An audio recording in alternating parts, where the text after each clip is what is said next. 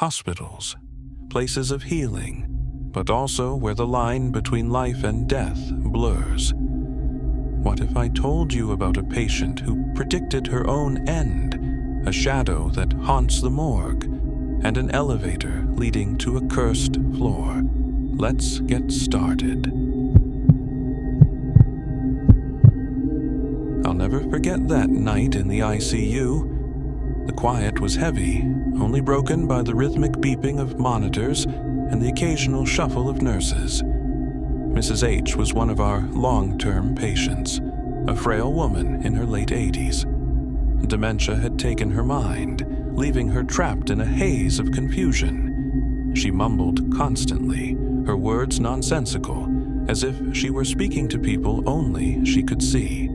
That night, around 3 a.m., I was checking on her.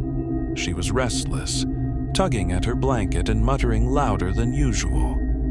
I leaned over her, brushing her hair back, and whispered, "It's okay, Mrs. H.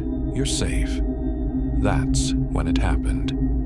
Her hand shot out and gripped my wrist with surprising strength.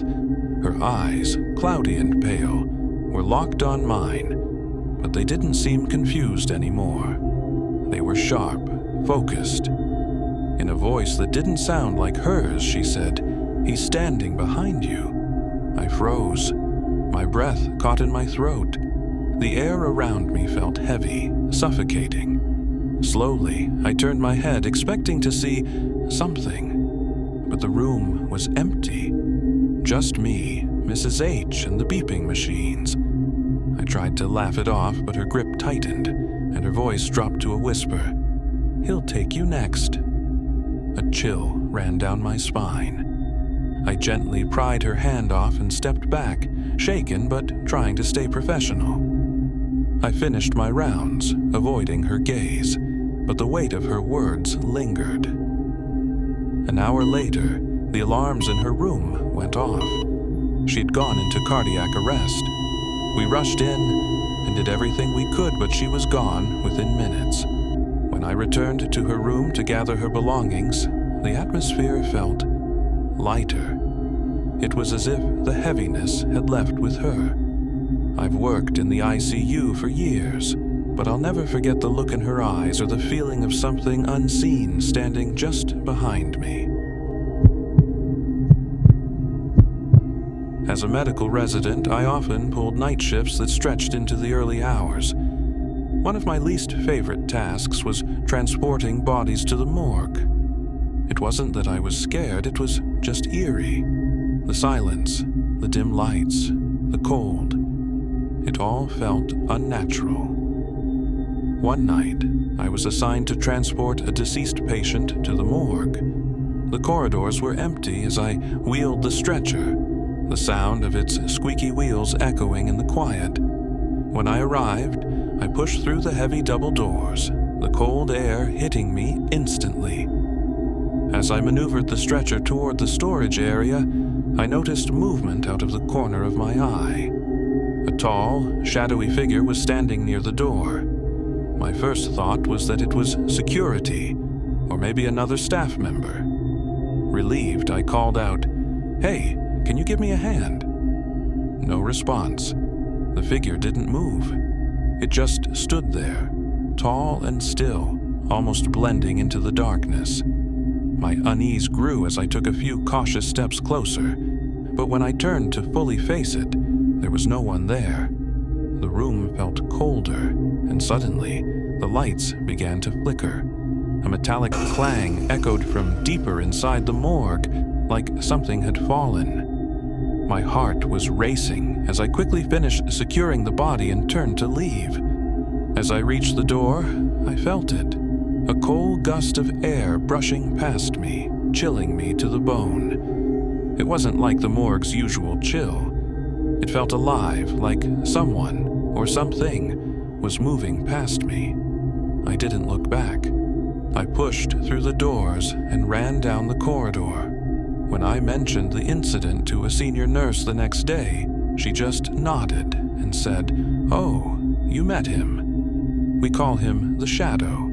He's been around for decades." I laughed nervously, but deep down, I knew she wasn't joking. It was around 11 p.m. when I decided to take a quick break. The hospital was quiet, almost unsettlingly so. I stepped into the elevator, intending to head to the cafeteria for some coffee.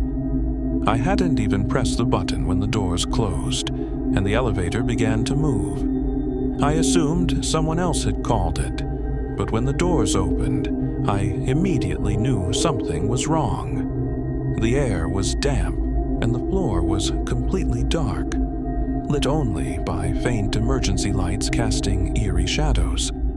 It took me a moment to realize where I was. The psych ward. This floor had been abandoned for years after several incidents, including unexplained deaths and suicides. No one worked there anymore, and it was officially sealed off. But here I was, standing in its empty corridor.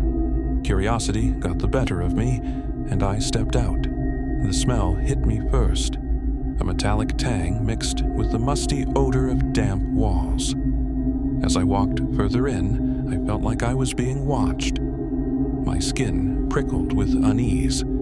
Then I heard it, a soft humming like a child singing a lullaby. It was faint at first, coming from one of the rooms at the end of the hall. My feet felt like lead, but I forced myself to move closer.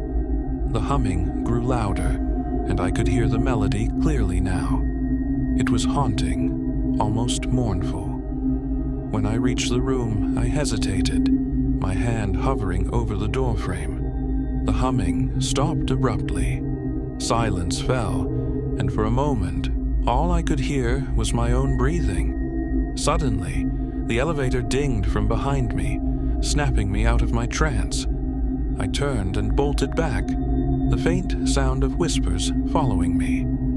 The elevator doors were wide open, waiting. As I stepped inside, the humming started again, louder this time, almost mocking. The doors finally closed, and I pressed the button for the main floor. When I returned, I was visibly shaken. I told a senior nurse about the incident, and she just sighed. That floor's been cursed since it closed, she said. People used to hear voices and see things even before it was shut down. You're lucky you got back.